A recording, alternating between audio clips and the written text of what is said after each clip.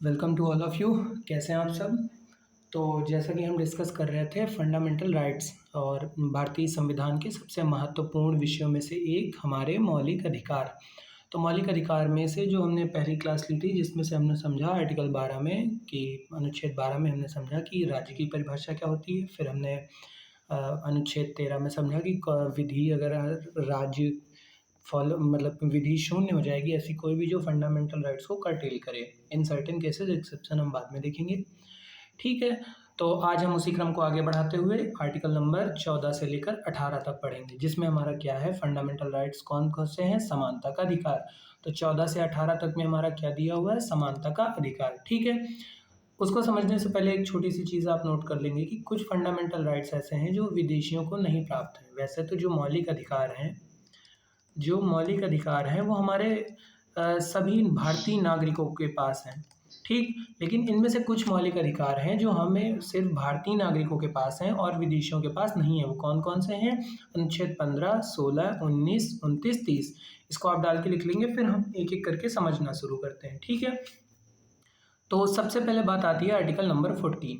Article number 14 हमारा कहता है कि इक्वलिटी बिफोर लॉ, यानी हर व्यक्ति, इक्वलिटी बिफोर लॉ की हर वो व्यक्ति कानून के सामने समान होगा या समान संरक्षण से वंचित नहीं रहेगा। The state shall not deny to any person equality before the law और equal protection of the law, कि जो प्रत्येक व्यक्ति है वो कानून के सामने समान होगा। तो हमारा आर्टिकल नंबर 14 क्या कहता है कि हर व्यक्ति कानून के समान होगा कानून के सामने। ठीक। अच्छा, यहाँ पे दो चीज़ें आती हैं। मान लिया कि एक पर्सन है ए और एक पर्सन है बी।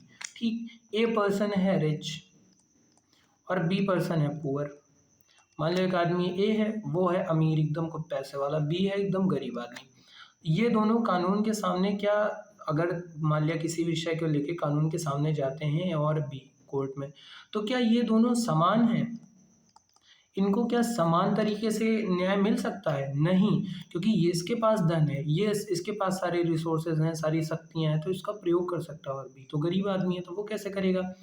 तो इसी में हमारे दो चीज़ें आती हैं एग्जाम के पॉइंट ऑफ व्यू से बहुत इंपॉर्टेंट है। पहला तो विधि, हमारे दो कॉन्सेप्ट निकलते हैं। पहला विधि के समक्ष क्षमता, जो हमारा कहाँ से लिया गया है, ब्रिटिश मूल से, जिसका मूल क्या है, ब्रिटिश मूल। दूसरा है हमारा विधियों का समान संरक्षण। दूसरा क्या है हमारा, विधियों का समान संरक्षण, जो हमारा कहाँ से अडॉप्टेड है, अमेरिकी मूल से, जो हमारा कहाँ से लिया गया, अमेरिकी मूल से। अच्छा, इन दोनों में फ़र्क क्या है? जैसे विधि का समान संरक्षण है तो ये कहता है कि कोई भी व्यक्ति कोई भी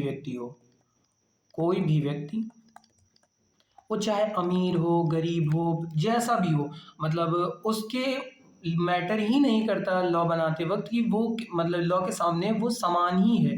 यानी ए और बी, इसका बैकग्राउंड मैटर ही नहीं करता। ए चाहे अमीर हो चाहे बी गरीब हो, उससे कोई मतलब नहीं, दोनों कानून के समक्ष कैसे ट्रीट किए जाएंगे, समान। पर क्या आपको लगता है सच में ये फेयर होगा? नहीं। इसलिए इंडियन कॉन्स्टिट्यूशन क्या अपनाता है, विधियों का समान संरक्षण। मतलब कि ए और बी कानून के सामने तभी समान होंगे जब ये दोनों की परिस्थितियां कैसी हों, समान हो। मान लिया ए भी पुअर है और बी भी पुअर है, तब दोनों एक ही स्थिति में होंगे ना, तब इन दोनों के लिए समान न्याय, कानून के सामने दोनों समान होंगे और तभी इनको सत्य तरीके से समान न्याय मिल सकता है। इसीलिए जब आप देखते होंगे तो कोर्ट्स में पॉपुअर का एक कॉन्सेप्ट है कि गरीब लोगों के लिए पॉपुअर है, तो फिर कोर्ट्स उसका सारा एक्सपेंसेस बेयर करती है। तो वो कॉन्सेप्ट भी यहीं से ओरिजिन होता है कि जब दो व्यक्ति समान नहीं हैं तो पहले तो हमें उनको एक तरीके से हम कैसे एक तरीके से समान रख सकते हैं, उसके लिए पहले हम, तो हमारा जो कॉन्स्टिट्यूशन है वो क्या कहता है कि विधियों का समान संरक्षण, मतलब इक्वालिटी बिफोर लॉ, कानून के सामने समानता तो होगी लेकिन वो समान व्यक्तियों के लिए, तो मतलब समान कानून समान व्यक्तियों के लिए। ठीक। उसके बाद आर्टिकल नंबर 15, अनुच्छेद 15 क्या कहता है कि state shall not discriminate against any citizen on ground of religion, race, caste, sex और प्लेस ऑफ बर्थ, कि राज्य किसी भी नागरिक के साथ धर्म, नस्ल, जाति, लिंग या जन्म स्थान के आधार पर भेदभाव नहीं करेगा। राज्य किन 5 चीज़ों के आधार पर? तो ये 5 हम नोट कर लेंगे। क्या? धर्म, नस्ल, लिंग, जन्म स्थान और जाति। ठीक। अच्छा, आपसे एक सवाल करूं कि क्या इनको छोड़ के कहीं अन्य स्थान पे भेदभाव किया जा सकता है? तो उसका जवाब है हाँ। इन 5 के आधार पे नहीं होगा। इन पाँचों को छोड़ के स्टेट चाहे तो किसी भी मामले में 2 अलग-अलग व्यक्तियों को, मान लिया ये ए है, ये बी है, तो इनको अलग-अलग तरीके से ट्रीट कर सकता है, ठीक है? अच्छा, यहाँ पे एक बात और आती है कि जैसे हमने कहा कि राज्य जो है वो किसी को भी धर्म, नस्ल, जाति, लिंग या जन्म के स्थान पर जो है भेदभाव नहीं करता। तो आपका ये सवाल आना चाहिए कि भैया मान लिया अगर जाति के आधार पे भेदभाव नहीं करता, तो जो हमारा रिजर्वेशन है, चाहे एससी एसटी का हो, चाहे ओबीसी का हो और चाहे ईडब्ल्यूएस का हो, तो फिर ये रिजर्वेशन क्यों मिलता है? क्यों? क्योंकि फिर मान लिया कि सबको एक ही कैटेगरी में मान लिया कोई वैकेंसी निकली, 100 पोस्ट है, तो सबको 100 को इक्वली, जब हम राज्य जो हमारा है वो भेदभाव नहीं कर रहा है, वो किसी को डिस्क्रिमिनेट नहीं कर रहा, तो फिर वो 100 की 100 वैकेंसीज पे ये आरक्षण क्यों? क्योंकि किसी को कम मार्क्स लाने होते, किसी को ज़्यादा। तो उसके लिए फिर हमारा आर्टिकल आता है, आर्टिकल नंबर 39 और 39 बी और 39 सी। कौन सा आर्टिकल आता है हमारा? 39 बी और 39 सी। तो 39 बी कहता है कि हमारी जो भी वेल्थ होगी या जो भी पैसा होगा राज्य का, वो सब में समान बटेगा, सब में समान बटेगा। और 39 सी कहता है कि जो हमारा पैसा है वो एक जगह पे इकट्ठा नहीं होगा, जो पैसा है वो एक जगह पे इकट्ठा नहीं होगा। तो इसके लिए हम क्या, दो हमारे कौन कौन से 2 आर्टिकल है? 39 बी और 39 सी, जिसके कारण यहाँ पे एक्सेप्शन होती है। तो 39 बी हमारा क्या कहता है कि समान, क्या राज्य सबको समान पैसा देगा। तो अब ऐसा तो है नहीं। मान लिया हम देखते हैं कि जो एससी और एसटीज हैं वो सोशली काफ़ी बैकवर्ड हैं, इस वजह से उनको हम आर्टिकल नंबर 15 में क्या देते हैं? एक्सेप्शन देते हैं। क्यों? क्योंकि ताकि वो, या फिर ईडब्ल्यूएस में ही ले लो, तो EWS economic weaker section, general category में वो सारे लोग जिनको, जो इकोनॉमिकली वीक हैं, क्योंकि उनके पास धन नहीं है। अब मान लिया कोई पर्सन ए है और बी है, तो बी के पास मान लिया 100 रुपये हैं और ए के पास 10,000 हैं, तो ए बेहतर फैसिलिटीज़ का फैसिलिटी ले पाएगा और बी तो नहीं ले पाएगा, तो फिर वो दोनों इक्वल नहीं रह जाएंगे ना, और फिर जो वेल्थ है वो भी इक्वल डिस्ट्रीब्यूट नहीं होगी। तो उस वजह से हम इन दोनों आर्टिकल का एक्सेप्शन यहाँ पे रखते हैं, ठीक। फिर आर्टिकल नंबर बात आती है हमारी, एक सेकंड, इक्वलिटी ऑफ अपॉर्चुनिटी। अच्छा, हमने अभी क्या सीखा कि जो हमारा आर्टिकल नंबर 16 है वो सिर्फ किसको है? इंडियंस को, यानी हम फॉरेनर्स के साथ यहाँ पे डिस्क्रिमिनेट कर सकता है स्टेट चाहे तो। जैसे कि सार्वजनिक रोजगार के मामलों में अवसर की समानता, यानी सार्वजनिक जो मामले होंगे यानी पब्लिक एम्प्लॉयमेंट्स, तो उनमें सबको समान अवसर दिया जाएगा। तो आर्टिकल नंबर हमारा 16 क्या कहता है? अवसर की समानता। किसकी? अवसर की समानता, ठीक। अब मान लिया कह दे कि नहीं भाई फॉरेनर्स इंडियन सब एक ही हैं, तो कोई पोस्ट आएगी तो उसमें तो फॉरेनर्स ही सारे भर जाएंगे, तो इस वजह से ये हमारा फंडामेंटल राइट्स किसको है? सिर्फ इंडियंस को, ठीक। उसके बाद हम 17 में बात करते हैं क्या है, तो फिर हमारा आर्टिकल नंबर आ जाता है 17, ठीक है। आर्टिकल नंबर 17 क्या कहता है कि एबोल्यूशन ऑफ अनटचेबिलिटी, यानी अस्पृश्यता को समाप्त किया गया इसके तरीके कि कोई भी व्यक्ति छुआछूत या भेदभाव के आधार पर भेदभाव नहीं करेगा, यानी अस्पृश्यता का अंत। अस्पृश्यता कहीं भी कॉन्स्टिट्यूशन में बेसिकली डिफाइन नहीं है, लेकिन मद्रास हाई कोर्ट ने जो इसकी डिफिनीशन दी थी उसमें कहा था कि अगर कोई भी पर्सन या किसी भी कास्ट को, एक संपूर्ण पूरी कास्ट को या किसी भी जाति के आधार पे उसके साथ कोई भी भेदभाव किया जाता है तो उसको हम अनटचेबिलिटी में काउंट करते हैं, ठीक।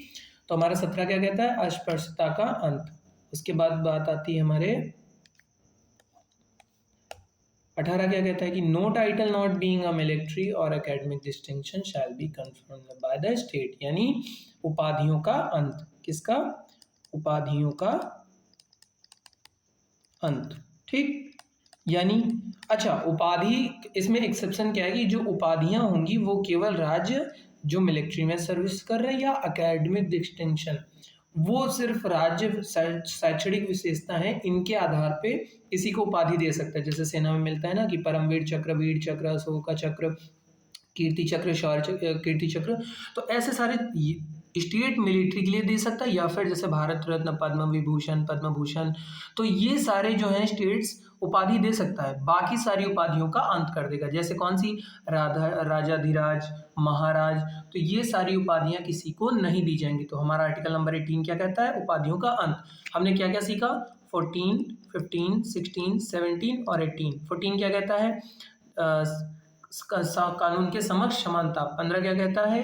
15 हमारा कहता है कि किसी पाँच का आधार धर्म, जाति, नस्ल और रंग-भेद और एक क्या था जन्म का स्थान, इनके आधार पे विभेद नहीं होगा। हमारा 16 है, फिर उसके बाद 17 में क्या कहता है कि 17 हमारा कहता है 18 में कहता है हमारा एबोलिशन ऑफ टाइटल, फिर 17 में हमारा है कि हम किसी को भी किसी भी आधार पे भेदभाव नहीं करेंगे। एक सेकेंड, कि उसको अनटचेबिलिटी के आधार पे भेदभाव नहीं करेंगे। फिर 16 में आता है हमारा लोक नियोजन के अवसरों में समानता, यानी कोई भी ऐसी पब्लिक सेक्टर में जॉब होगी तो उसमें हम किसी को भी भेदभाव, राज्य किसी भी व्यक्ति से भेदभाव नहीं करेगा, सबको समान अवसर मिलेंगे। ठीक, हमने रिकॉल कर लिया एक-एक करके। अब उसके बाद हम बेसिकली समरी देख लेते हैं कि हमारे फंडामेंटल राइट्स जो 14 से 18 हैं वो क्यों हैं। उनका बेसिकली मतलब यही है, जैसे हमने देखा था ना जब अपनी प्रीएम्बल, तो प्रीएम्बल में कहता है कि हम जस्टिस प्रोवाइड करेंगे। जस्टिस न्याय कौन सा? सामाजिक, आर्थिक और राजनैतिक।